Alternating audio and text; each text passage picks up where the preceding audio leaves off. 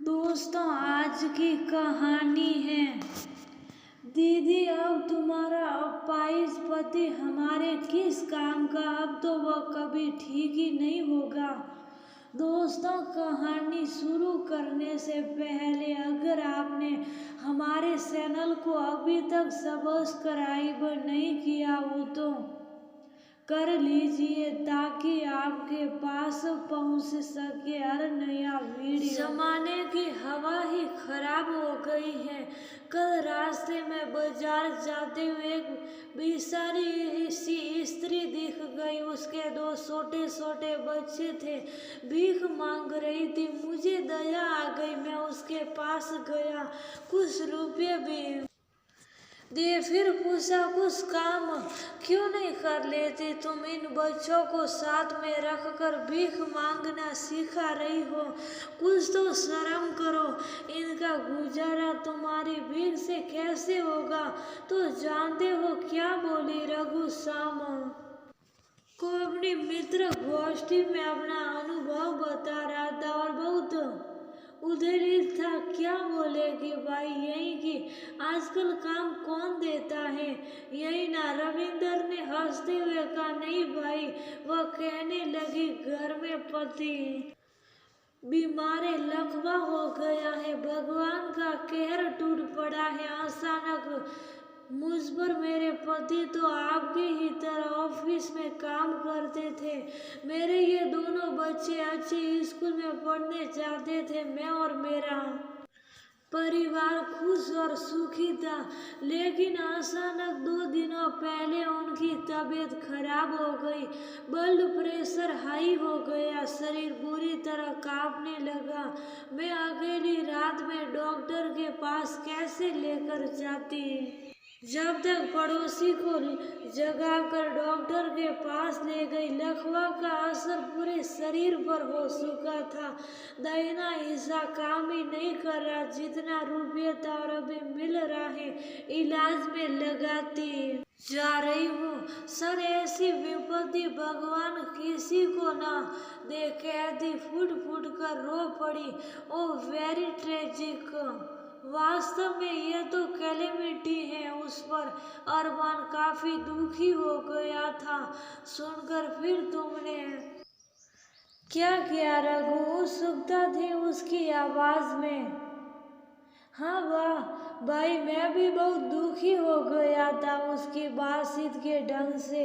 वो पढ़ी लिखी सभ्य ही प्रतीत हो रही थी उसकी दुर्दशा देखकर। और उसके प्यारे प्यारे मासूम बच्चों की हालत तो किसी की भी आंखों में आंसू ले आती। ना जाने कैसा जमाना आ गया है कि एक बेबस महिला को इस सत्र पर आना पड़ रहा है।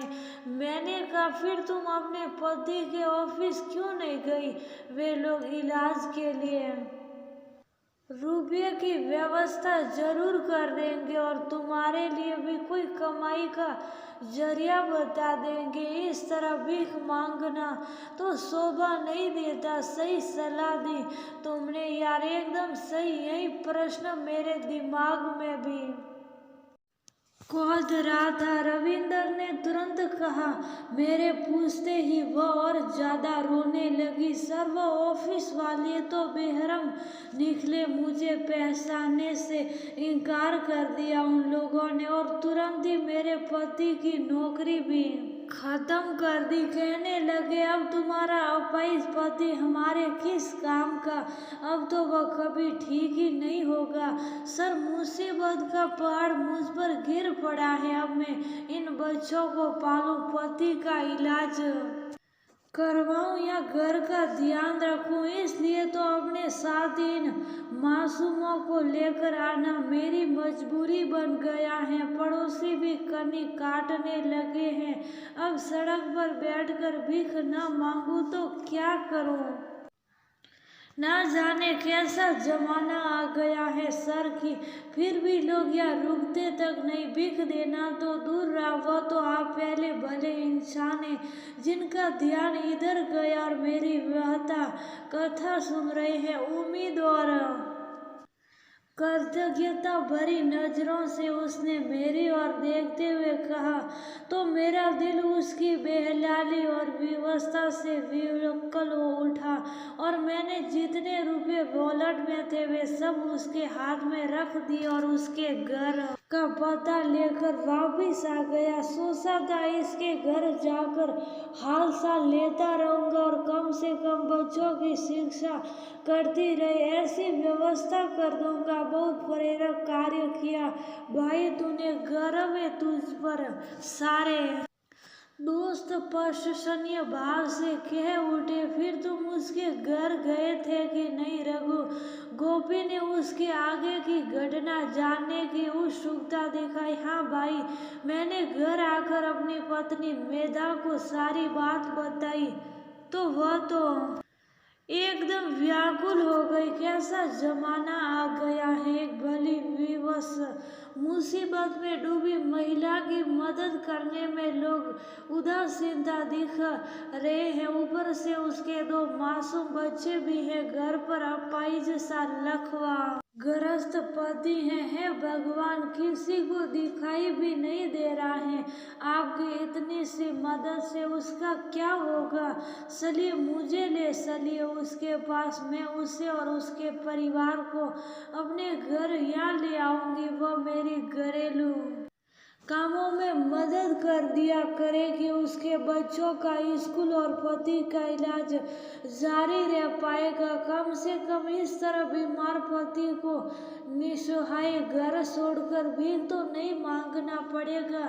चलिए जल्दी चलिए, कहती मेधा मुझे वापिस वहीं जाने को बाध्य करने लगी। वाह, भाभी जी का दिल बहुत विशाल है, नमन है भाई तुम दोनों को।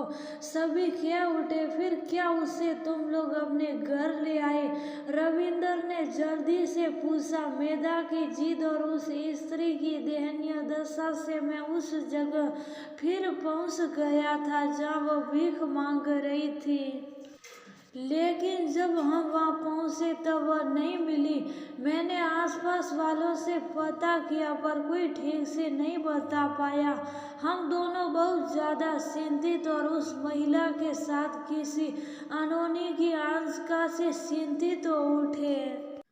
पुलिस सहायता लेने की सोचने लगे। तभी मुझे उस स्त्री से लिया घर का पता याद आया। मैं तुरंत पत्नी के साथ वहां जा पहुंचा। जाकर देखा तो कई घरवा बने हुए थे। मैं हर घर में जाकर उस स्त्री की तलाश करने लगा। आखिर घर ही बसा था और अभी तक पता नहीं चल पाया था। हम दोनों बहुत श्रांत क्लास हो गए थे, लेकिन उस असहाय अबला की सहायता करने की अदम्य इच्छा हम दोनों को उसकी तलाश के लिए प्रेरित कर रही थी। आखिरी घर का दरवाजा खटखटाते ही एक आदमी बाहर निकला और हमारे कुछ पूछने के पहले ही कह उठा, क्या आप एक स्त्री की तलाश में आते हैं जिसके 2 मासूम बच्चे और एक लकवाग्रस्त पति हैं? हमने रात की सांस ली कि आखिर भगवान ने हमारी सुन ली और हमारी तलाश पूरी हुई। मेधा ने बहुत जल्दी से उत्तर दिया, हाँ हाँ भाई, उन्हीं को ढूंढते हम यहाँ है। क्या वे लोग अंदर है? और वह उस आदमी को पर करते हुए घर के अंदर जाने को उतावली हो उठी। वह लोग यहाँ नहीं रहते सब, ना ही आपको कहीं मिलेंगे। आदमी की बात सुनकर हम हक प्राप्त थे। हाँ साहब, वो एक पढ़ी लिखी फर्जी महिला है, एक गिरोह से संबंध है उसका। इस तरह का स्वांग उसने आप जैसे सभ्य भले मानुष को ठगने के लिए रचाया था। आपसे पहले भी कई लोग यहाँ आकर उसका पता पूछ कर गए हैं।